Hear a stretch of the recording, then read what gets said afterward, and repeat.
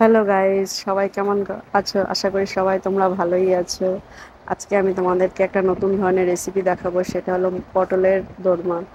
মশলা দিয়ে পটলের দোরমা কীরকম করে বানাতে হয় সেটাই তোমাদেরকে শেয়ার করছি। অতি অবশ্যই দেখে নাও। এখানে 500 পটলের মাপের আমি রেসিপিটা বানাচ্ছি। কতটা কি পরিমাপ নিচ্ছি সেটা তোমরা দেখতেই পাচ্ছ। এক এক করে পটল ছাড়াচ্ছি, ছাড়িয়ে ওর ভেতর থেকে দানাগুলোকে বার করছি। এই দানাগুলোকে বার করে রাখছি, এগুলোকে পেস্ট করা হবে না। এই যে 3টে পেঁয়াজ আছে, অল্প একটু আদা নিয়েছি, আর 1.5খানা রসুন, কাঁচা লঙ্কা, এগুলো সব লাগবে। এই যে রসুনটা দিয়ে দিয়েছি, এবার এর ভেতরে এক এক করে মশলাপাতি দেবো। এই যে জিরে দিচ্ছি, যা 500 পটলের যতটা জিরে লাগবে ততটুকুই দিচ্ছি। তোমরা যদি কেউ বেশি পটলের করো তাহলে একটু জিরের কোয়ান্টিটিটা বাড়িয়ে দেবে, আর নাহলে এরকম অল্প করলে অল্প। এবার ধনেটাও দিতে হবে এর মধ্যে। এটা পুরো মশলাটা পুরো মশলার মধ্যে এর ভেতরে ঢুকিয়ে পটলের দোরমাটা করা হয়। তোমরা যেরকম চিংড়ি মাছ করো দিয়ে তারপরে নারকেল কুড়ানি দিয়ে করো সেরকম। আমি মশলা দিয়ে করছি, যে 2টো তেজপাতা, এরকম যত মশলা আছে সব ধরনের মশলা দিয়ে এটা মশলার দোরমা যাকে বলে। এবার কাঁচা লঙ্কা, শুকনো লঙ্কা দুটোই লাগে। তাই শুকনো লঙ্কা আমাদের অল্প খাইয়ে বলে 3টে দিয়েছি, সেটা দেখতেই পাচ্ছ হাতে নিয়েছি। আর এবার দেবো কাঁচা লঙ্কাও 2-4টে দেবো, দিয়ে তারপরে লাস্টে একদম দেবো সর্ষে। সর্ষেটা এই কারণেই দেওয়া হয়, সর্ষেটা না দিলে সুস্বাদু হয় না। সর্ষে দিই না, তেল তেল ভাবটা বেরোয় আর খুব ভালো। তোমরা এটা ভাববে না যেটা তিতকুটে হবে, তিতকুটে হয় না। সর্ষের পরিমাপটা খুবই কম থাকে, আর মশলাটা অনেকটাই হয়ে থাকে, তো ধনে জিরেটা অতটা বোঝাও যায় না যে সর্ষে দিয়েছো, তুমি বুঝতেই পারবে না। এবার লাস্টে যে অল্প একটু আদা ওর ভেতরে কুচিয়ে দিয়ে দেবে। খোসা ছাড়ানোর কোনো দরকার নেই। সব মশলাগুলোকে একসাথে নিয়ে তারপরে পরিমাপ মতো নিয়ে নিয়েছি, নিয়ে এবার সব ছাঁকনির মধ্যে ভালো করে ধুয়ে তারপরে ওটাকে পেস্ট করবে, হয়ে যাবে। আর এই যে পেঁয়াজগুলো যে তোমাদেরকে দেখাচ্ছি, দেখছো, ওটা বড় সাইজের। যে আমার ননদকে বললাম তো একটু মশলাটা বেটে দে, ও দাঁড়িয়েছিল, ও মশলাটা বাটছে। এটা হলো আমার ছোট ননদ। আর আমি নিচে বসে বসে যে 3টে পেঁয়াজ তোমরা দেখলে, ওই 3টে পেঁয়াজ আমি কুচাচ্ছিলাম। ওইটাকে ঝিরিঝিরি করে কুচাতে হবে, ওইটা পেস্ট হয় না। কেন পেস্ট হবে না? পেঁয়াজ তো মিষ্টি জাতীয় জিনিস, ওর জন্য। এই যে মশলাটা দেখো রেডি হয়ে গেছে, তোমরা সেটা দেখতেই পাচ্ছ।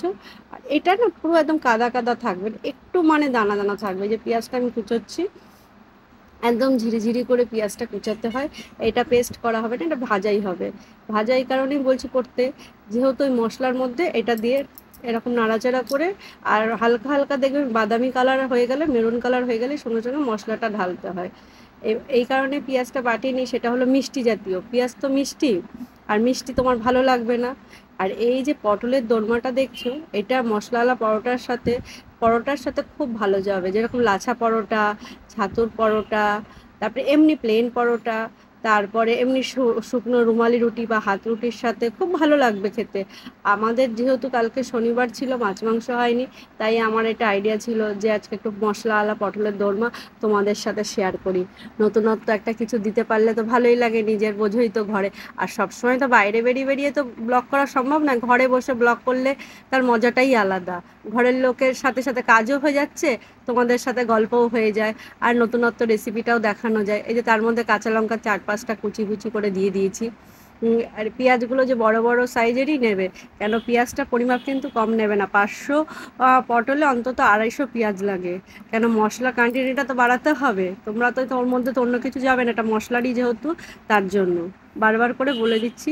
500 পটলে 250 পেঁয়াজ অতি অবশ্যই তোমরা নেবে। এবার আমার পেঁয়াজটা প্রায় কাটা শেষের দিকেই হয়ে গেছে, আর আমার ননদ ওই সাইড দিয়ে দাঁড়িয়ে ও মশলাটাকে রেডি করেছে। আর একটা কথা তোমাদের বলছি, তোমরা আমাকে যদি একটু কমেন্ট বক্সে লিখো তাহলে আমার খুবই ভালো লাগবে। নতুনত্ব তাহলে কিছু জানতে পারবো যে কোথাও কিছু ঠিকঠাক আছে না, কোনো কিছু উল্টোপাল্টা হচ্ছে। এই যে কড়াই গরম করছিল আমার ননদ দাঁড়িয়ে দাঁড়িয়ে, এখানে এবার ফোড়ন দেওয়া হয়েছে, সেটা হলো জিরে ফোড়ন দেওয়া হয়েছে। আর এবার পেঁয়াজ আর কাঁচা লঙ্কা যেটা কুচানো ছিল সেটাকেও দেওয়া হলো। এইটাকেই নাড়াচাড়া করা হচ্ছে। এটা পুরো বাদামি রং হয়ে যাবে আস্তে আস্তে আস্তে আস্তে, দেখতে পাচ্ছ?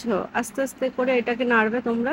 এর মধ্যে কোনো নুন দেবে না এখনই, কেন নুন দিলে না মিহিয়ে যাবে, মানে একদম নরম হয়ে যাবে। আর নুন যদি না দাও, ও ছাড়া ছাড়া ছাড়া ছাড়া থাকবে। এই যে এইবার আস্তে আস্তে করে নুন হলুদ দিয়ে দিয়েছি। দেওয়ার পরে এই যে দেখছো পেঁয়াজটা কিন্তু চেয়ে আছে, কিন্তু রং হয়ে গেছে। এইবার দেওয়া হয়ে গেছে, এবার মশলাটাও ডালা হয়ে গেল। এই যে মশলাটা তোমার কষানো হবে এক এক করে, একটু মশলার যে জলটা থাকে সেটা আমরা কেন ফেলবো, ওটার মধ্যে দিয়ে দিলাম, তাতে সুবিধাই হয়। এই কারণে এই যে নুনটার পরিমাপটা দেখিয়ে দিলাম তোমাদেরকে। এবার এক এক করে নুন হলুদ সবই দিতে থাকো, আর দাও আর কষাতে থাকো, খুব ভালো করে কষতে কষতে দেখবে ওর নিজের গা থেকে পুরো।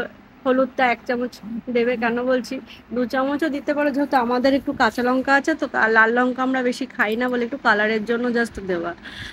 আর চিনিটা তো আমরা খাই না, যদি কেউ তোমরা মিষ্টি পছন্দ করো 2-1 দানা চিনি দিতেই পারো, সেটা তাহলে তোমরা ফোড়নের সময় তেলে দিয়ে দেবে, তাহলে একদম তেলের মধ্যে দিয়ে দিলে না তরকারির যে মশলাটা যখন কষাবে ভীষণ লাল লাল ভাব আসে, দারুণ লাগে। যেহেতু তোমার দাদা পছন্দ করেন আমাদের ঘরে, তার জন্য এখন এইটা পটলটাকে ধোয়া চলছে। এরকম কেটে এই যে পটলটাকে পুরো ধুয়ে নেবে, ভালো করে পটলটা ধুয়ে এরকম জল ছেড়িয়ে নেবে। এই যে দানাগুলো যেগুলো তোমাকে বললাম পেশা যাবে না, এটা এখন তেলের মধ্যে মানে ভাজা চলছে। এটাকে ভাজতে ভাজতে ভাজতে ভাজতে এটা কিছু বোঝা যাবে না, পুরো একটা মানে গ্রেভি টাইপের তৈরি হয়ে যাবে, এগুলো তুমি বুঝতেই পারবে না। আর পেস্ট করলে কি কাদা ক্যাতক্যাতে হয়ে যায়, খেতে ভালো লাগবে না। এগুলো একটু দানা দানা একটু কটকট মুখে লাগলে বেশ খুব ভালো লাগে। যারা এই ধরনের রান্না খেতে ভালোবাসো তারা একবার অতি অবশ্যই ট্রাই করো, তোমাদের আশা করি খুবই ভালো লাগবে। এই যে মশলাটা দেখছো ভাজা প্রায় হয়েই গেছে, শেষের দিকে একদম মশলা ভাজা প্রায় হয়ে গেছে। এইবার কড়াইয়ের মধ্যে তেল দেওয়া হচ্ছে কেন, নতুন করে এই কারণে পটলটা নাহলে লেগে যাবে।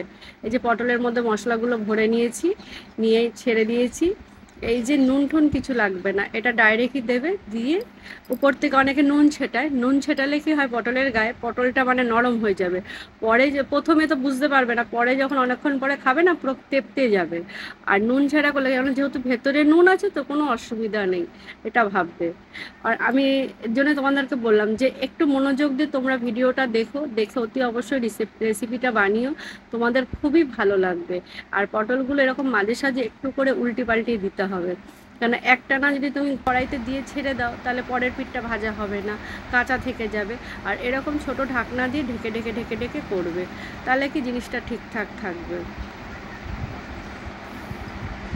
দেখতেই পাচ্ছ প্রায় হয়ে এসছে, এবার এক এক করে আমি এবার প্লেটে নামাচ্ছি, সেটা বুঝতেই পারছো মালটা কমপ্লিট হয়ে গেছে। এবার হাতে করে এটাকে বার করতে হবে, এক এক করে বার করে নিলেই কমপ্লিট। আজকের মতো এইটুকু, নেক্সট ভিডিওতে দেখা হবে।